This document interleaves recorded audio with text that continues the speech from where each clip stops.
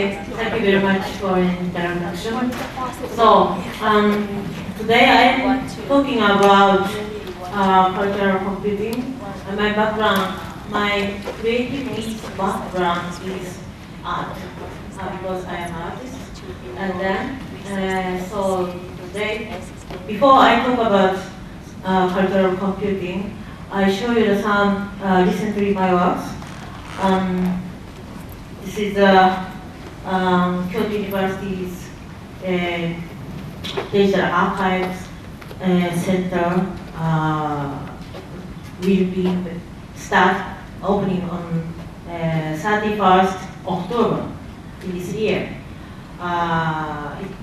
Its building is Kawabata Street, Martamachi Street. It will be quite big building up here. And then I made, first Japanese philosophers, Kitaro Nishida's archive, and first Japanese Nobel Prize Professor Hideki Yukawa's. I show you some their movie, some preview showing before opening the center.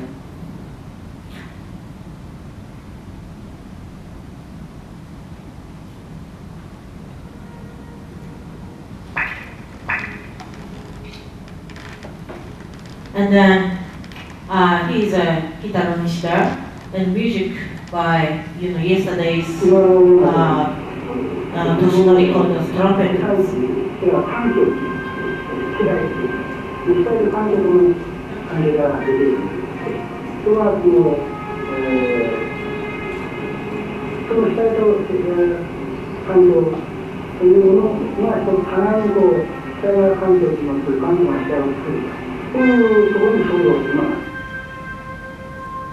Zen was one of the main themes throughout Nishida's life. On discovering himself, Nishida came to Zen and nothingness. And in speaking of Zen and nothingness, he discovered himself. Nishida was born in 1870 in Ishikawa Prefecture, which situates in north-central Honshu Island. Daisetsu Suzuki, an introducer of Zen and Shin to the Occident, was a secondary school classmate. Nishida studied Zen under Setsumon Gensho. Setsumon Gensho is the monk who had received the Dharma transmission at Shokofuji, one of the most prominent Zen Buddhist centers situated in Kyoto.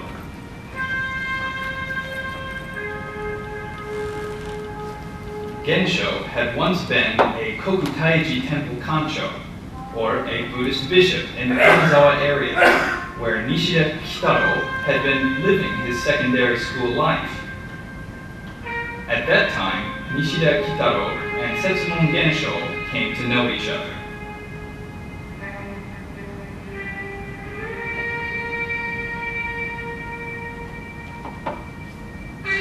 Nishida found Zen very attractive, but he denied being a Zen monk and tried to speak of himself by referring to Zen.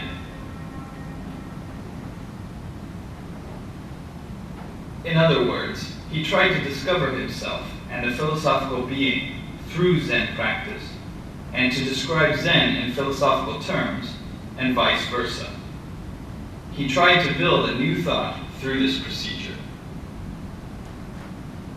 In Zen, there are some famous sayings such as Totai Gatsuraku, which means clear the body, drop things off.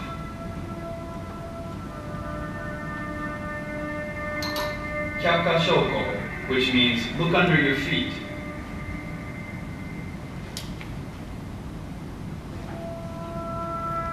These are exactly what Zen is. In other words, these are Zen itself, and what exactly Zen is. And Nishida pursues the possibility of thoughts as such by studying Western philosophy on one hand, and the methodology of Zen philosophy on the other.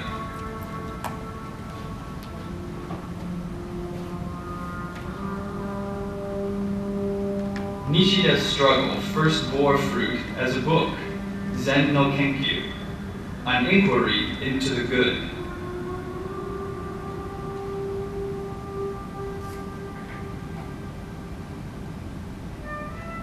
In actuality, Nishida lost 2 of his daughters just before publishing this book. It seems that some sort of resignation or determination had occurred in him through such misery. They are not literally written in the book, but we can obviously feel it through his words. After a few years, Nishida wrote in his essay, "What had moved me the most was the fact that my young daughters had died. What is life if those lovely speaking, charmingly singing children playing just in front of me suddenly disappear and are put into tiny graves as only a few bones? Life is nothing if life is only such a thing. There must be some meaning here. Life would be what he thinks. If sadness was the only thing he had withdrawn from life, life would just be sadness. But can it be so? There might be some more things hidden in life than what he had lost." This obligation to find something there led him to the foundation of his unique philosophy. One of Nishida's main ideas was to overcome the subject-object distinction of Western philosophy. What Nishida was paying attention to was the consciousness prior to differentiating a subject and an object experience, which he called Junsui Ishiki, or pure consciousness at the time. It was an arduous effort to comprehend and describe. Taking a look at an infant can give a good example of it. We can say that a subject and object experience is not yet differentiated and an infant's crying and mumbling. It has not yet found itself. However, it starts to say pa and ma and gradually begins to call itself me. A subject and object experience starts to differentiate. Self-identification and identity start to sprout as itself starts building up.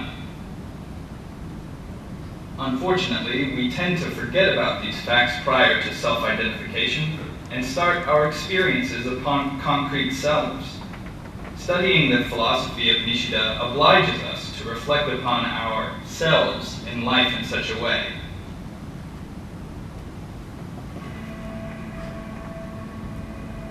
After Nishida retired from the chair of the Department of Philosophy of Kyoto University in 1928, he started to pass his summers and winters in Kamakura.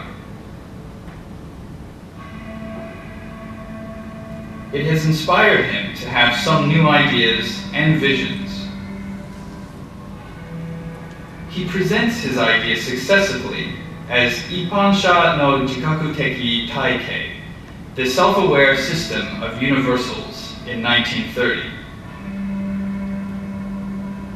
and as Muno Jikakuteki Gentei, the self-aware determination of nothingness in 1932. In the latter, he argues that basho, or topos, which is one of his key concepts, especially in his late years, are a place that both subject and object are enacting and correlating as a whole. Nishida concentrated on this, his signature theory of topos, to his death, and developed it as nothingness, or mu, absolute nothingness, zettai mu. What he had stated within the contrast of the subjective being and ontology was the significance of this topos and nothingness, which may be called meontology.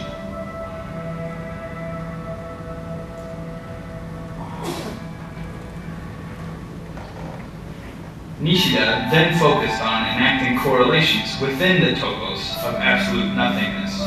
Koiteki chokan, or action intuition, is the phrase he describes it with.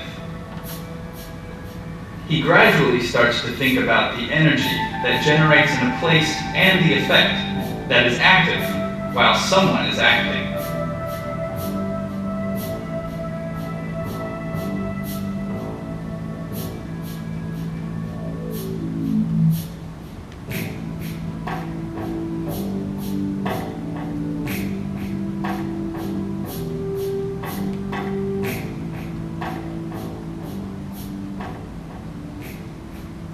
In this way, Nishida reaches his maturity, and the phrase Zettai Mujun Teki Jiko Doitsu, the self-identity of absolute contradictories, marks the essence of his thought. With the self-identity of absolute contradictories, in general, self-identity is a state where logic is clarified by means of a solid united self. In other words, it is believed as a condition that the contradictories are being overcome and therefore the contradictory have disappeared. However, what Nishida had said was the self-identity of absolute contradictories is a relation of the being and the world where contradictories are absolute as such and beings are related as a whole in self-identity.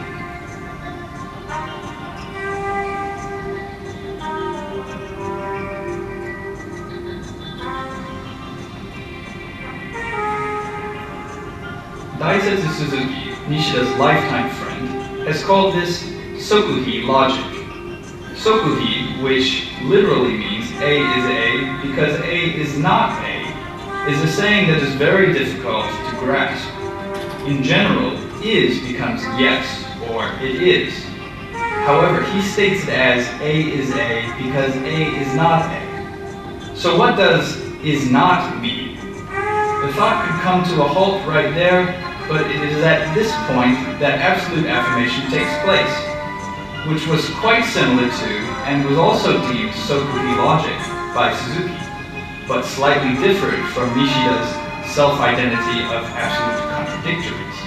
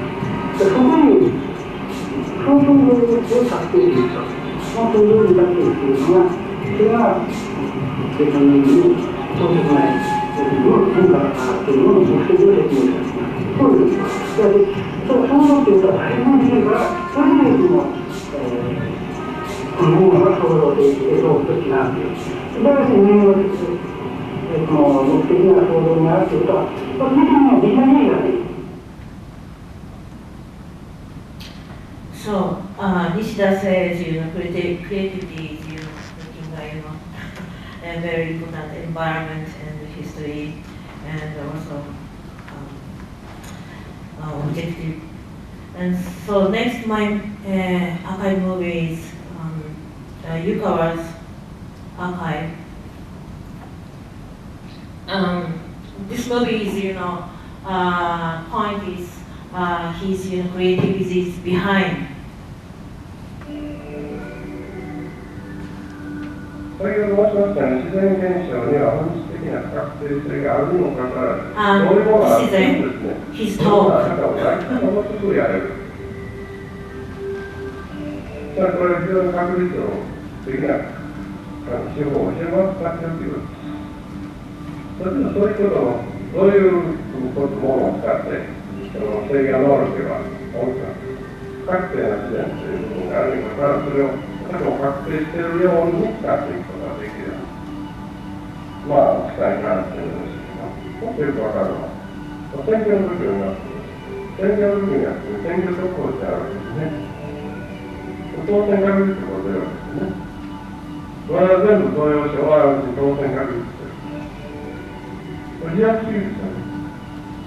当選確率には当選確率で言わなくて当選と出るはずなんです。当選確率出るっていうのは不確率だから確率です。どういうことですか。その意味は何かと言いますと、どれぐらいの確率か分かりませんけど、100% 近い、いろいろ推定をいたしまして、いろんな情報を集めまして推定いたします。まだ投票はしてない。まだ投票してます。これ当選しない確率は非常に小さい。どこまででやるか知りませんが、95%か99%、その辺は私に分かりません。そしてほんの一に当選の確率、非常に一に近くなっているところで当確とを出すわけですね。だから合格のために外れる。絶対外れる。だから合格。我々人間が生きてるっていうのは本当はですね、毎日毎日生きていけるっていうのは、毎日毎日その選択して起きてるわけです。そうですよね。今日も自動車に使えなかった。だからあれに使えなかったから一本が読んで。で、あと使えないんだってもう分かる。しかし多分光やる。あとは生きながらかと、生きながら確率は非常にその時は当然確率。そういう状況の中をずっと生きている。そういうもんですよね。昔、大昔その中国では、その同志とかそうですとかいう、大変文句ですから、人間ってあんまり、賢くないのはよろしい。我がの方がいいってなので。そういう時はどうしてそう自身は自分はバランスを持ってなかったんですよ。そこで人間がってんやろ。それがこのことを論したことですね。知るものはいらず、言うものは知らず。それは後の会社を残すんですということなんです。そういう矛盾があるけれども、わずかな矛盾があるけれども、しかし、やはりそれはですね、その当時はどうであるかは知りません。今となってみて、これが世界というのを考えているんです。恐るべき真理が含まれているわけです。つまり、やることをしたから、一生懸命科学の進歩させたから、人間はそんな偉いことになる。自分たちはお互いに人間のよくそこのところまでしているということを恐れなきゃならない。As we all know, Hideki Yukawa's father was Chinese historical geography teacher Takuji Ogawa, and his older brother, with whom I read many books, is ancient Chinese historian Shigeki Kaizuka. Then there is Yukawa's younger brother, Tamaki Ogawa, who specialized in Chinese literature, so of course, Yukawa was not only familiar with writing calligraphy, but also Chinese literature, Chinese thought, or more broadly, Asian thought, and was a fan of Chinese poetry since he was a boy.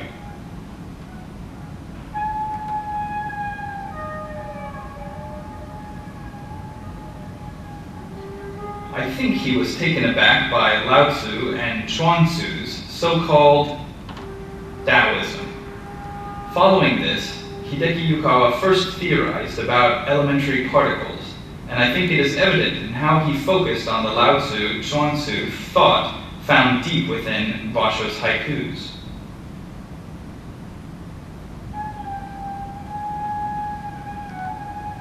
As Hideki Yukawa was skillful at tanka, which is short lyrical poetry, where in the middle of its profundity there is what one might call the measure, which is a measure of the meanings that are sung.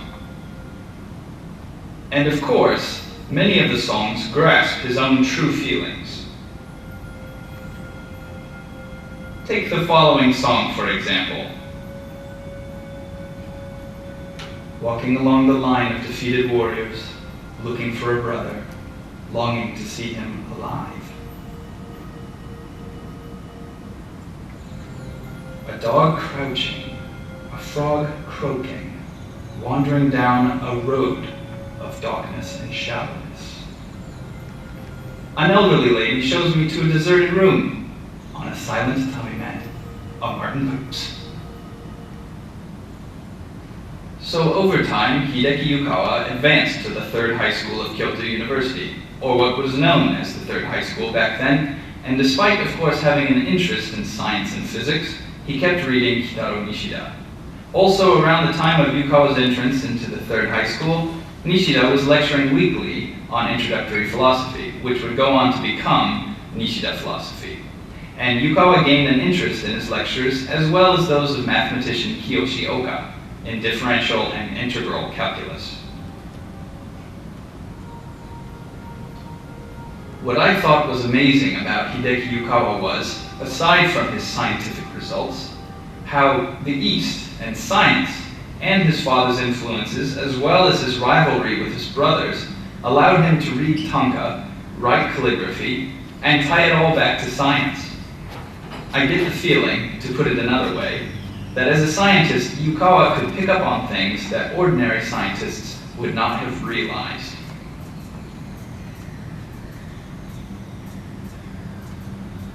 One instance of this was Hideki Yukawa's strong interest in Buddhism, when he would ponder about what Buddhism was. This being a vital part of living in Kyoto, it was amazing that Yukawa could see that his views of Buddhism, or science and mathematics, were missing something, and that this meant there was something lacking within himself. On the occasions that I visited the late Yukawa's home, I would inquire into his thoughts on Buddhism. As written by Hideki Yukawa in his later texts, he basically pondered many things, such as what was missing in his own Buddhism theories, how his perception of Buddhism was limited to impermanence, or Jodo Buddhism.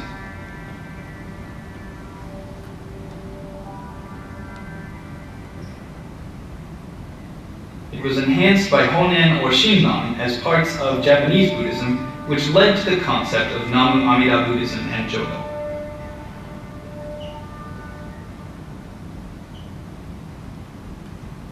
Yet he took another look at Buddhism and found a different Buddhism, like Zen, which was nothing new to Hideki Yukawa since he had already heard of it in Kitaro Nishida's lectures. But there was also esoteric Buddhism.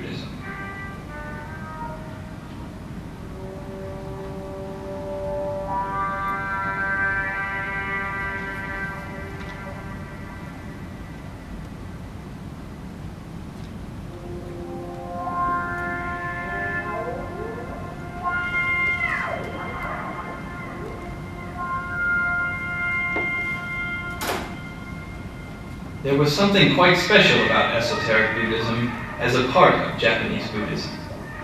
And despite it being ignored in the Meiji era, Hideki Yukawa focused his attention on Kukai, as he believed the esoteric Buddhism as a train of thought within the Japanese way might be a highly unique part of how Japanese people think.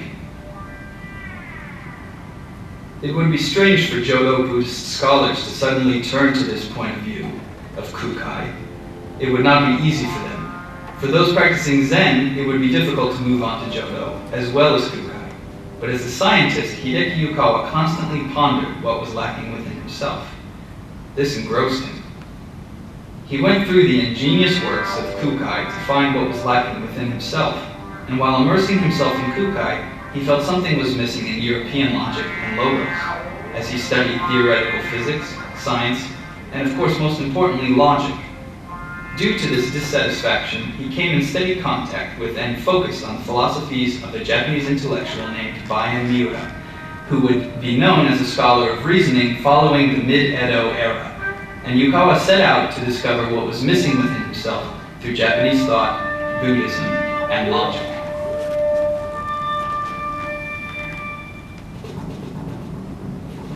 For quite a while, I had forgotten Lao Tzu and Chuang Tzu's philosophies.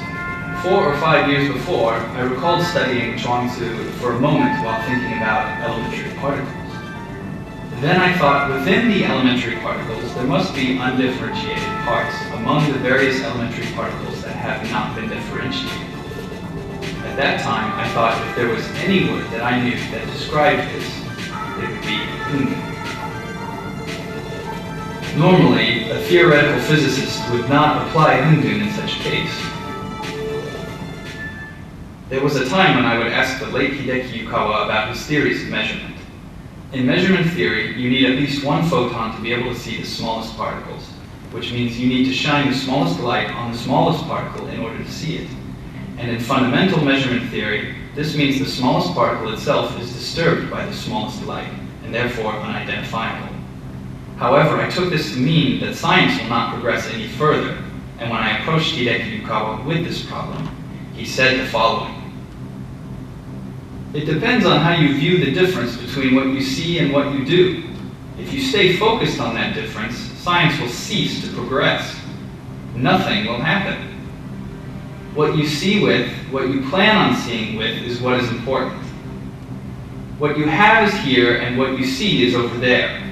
And you have to do both. When you do, you have an idea of what it is you have and you see when you are looking. For example, if you are looking at coffee, or a woman, or that tree over there, if you do not think it's a tree, then it's not. And if you look more ambiguously, it's a town. So regardless if you are looking here or over there, with what you regard both respectively act together, and you need a science that continuously includes both of the ideas. With this, he told me that a new theoretical physics must aspire to this.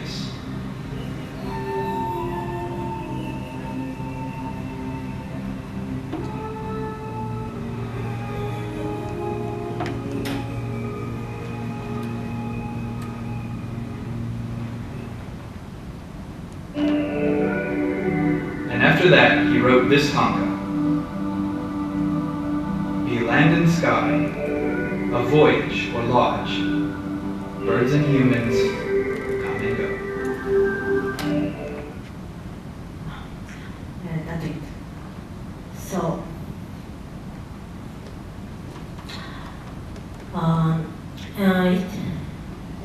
Kyoto University's Digital Archive Center opening held on 31st October. You can see the other Kyoto University's archive in that building. So,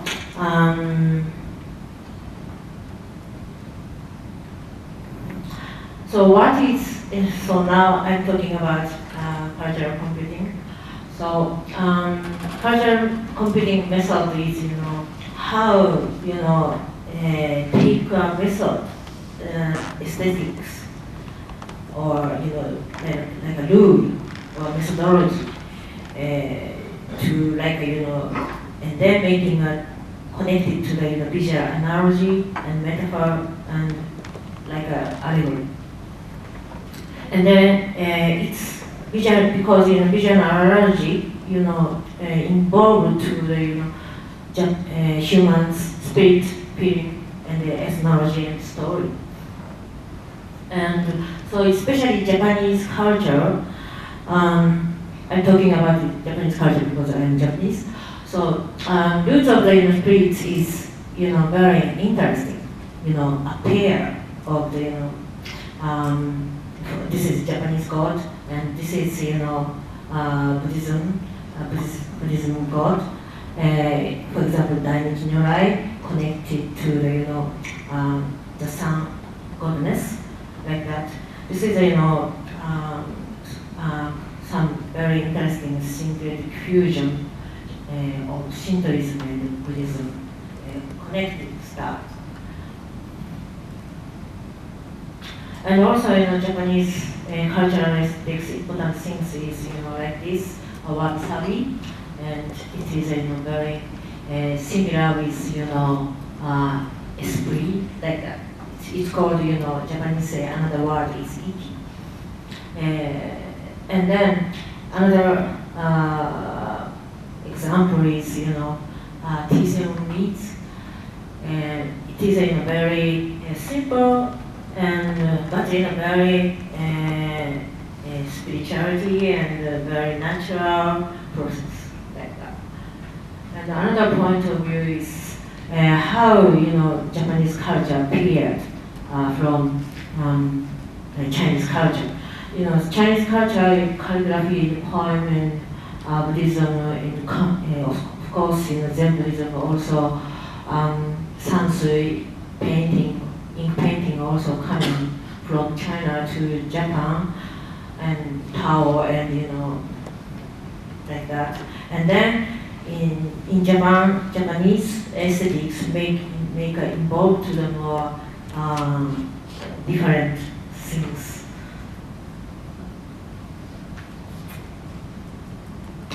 Another point of Japanese aesthetics is what. Especially, like haiku poem, and also this is Genji story, and pillow book also very important to Japanese old story. So today I'm talking about especially closing up to the haiku. And so I show you some haiku is like this, old pond. This is very, very famous haiku by Basho. Old pond, a frog jumping on the sound of water. It is, 5 syllables, 7 syllables, 5 syllables poem. And then we will try to, Japanese poem style, and then make a methodologies in computer model, making a computer model, this kind of hike model, using a hike model, and then making a computer sound generated to the new type of the haiku. So I show you the some demo.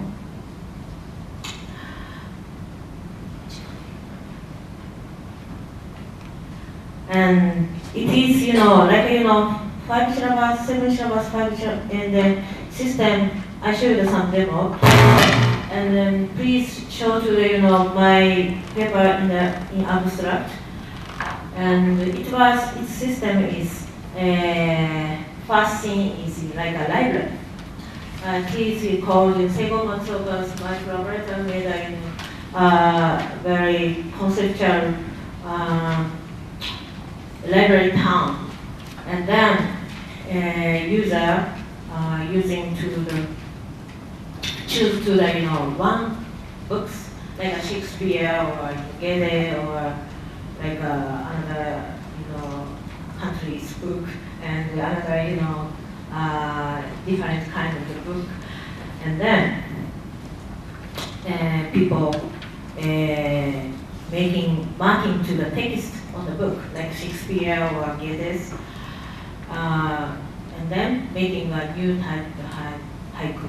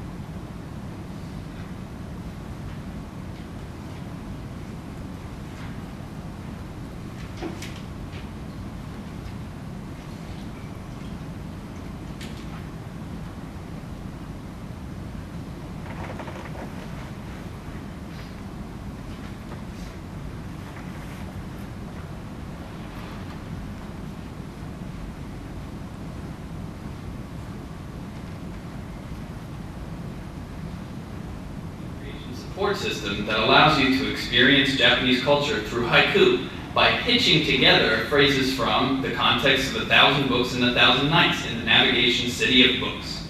Let's journey into our creation. Here we have 2 million books laid out like a town, a city of books, if you will.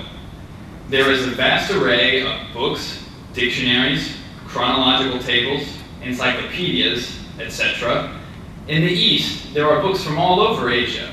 Toward the south, it spans mainly from Greece to Rome, Europe, and America. Toward the west, we have books on biochemistry, electronics, and media or technology. And in the north are the histories of matter and life, and those of languages and human society. Among all of the works compiled, there is a... Then, this is system.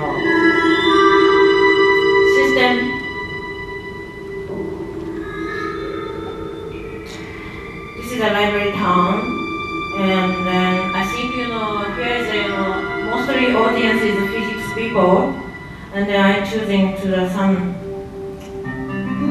beyond of time space area. Depend on put on some space, some books keywords appear, and then I choose to here. Curious time and spaces.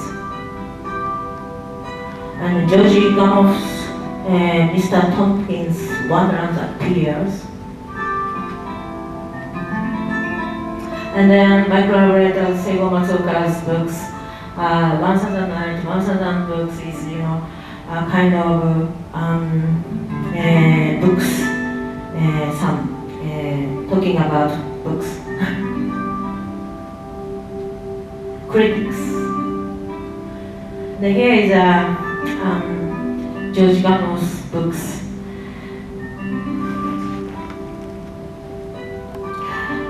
And then this is the Japanese text. And then some kanji, Chinese word marking, for example, and then translate by English.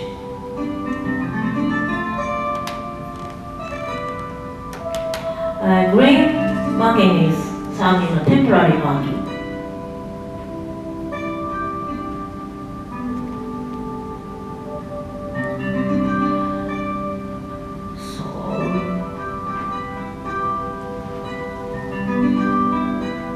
And then I try to how making to the George Gamo's books, making to the haiku.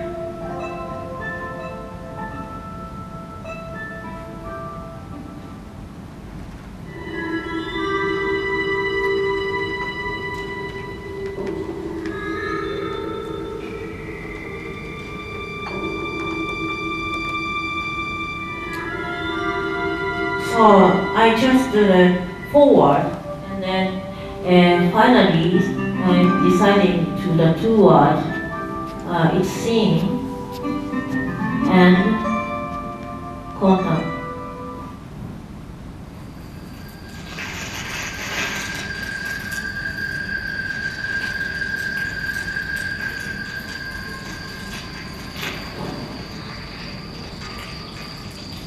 And then calculate now. And at that time, computer, selected to the word, connected to the kireji, it's called ya or kana, like that. And then, of course, computer connected to the more kind of shisorus word.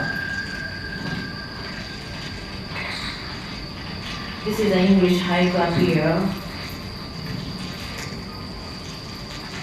And then I show to the Japanese haiku. And the database is, the 4 seasons word, almost 20,000 words.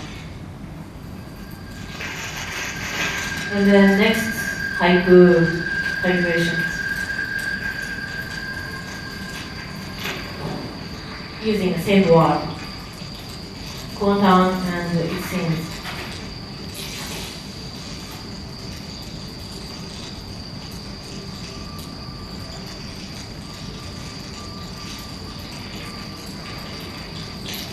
Okay, I think it's my time almost finished, and then I will stop.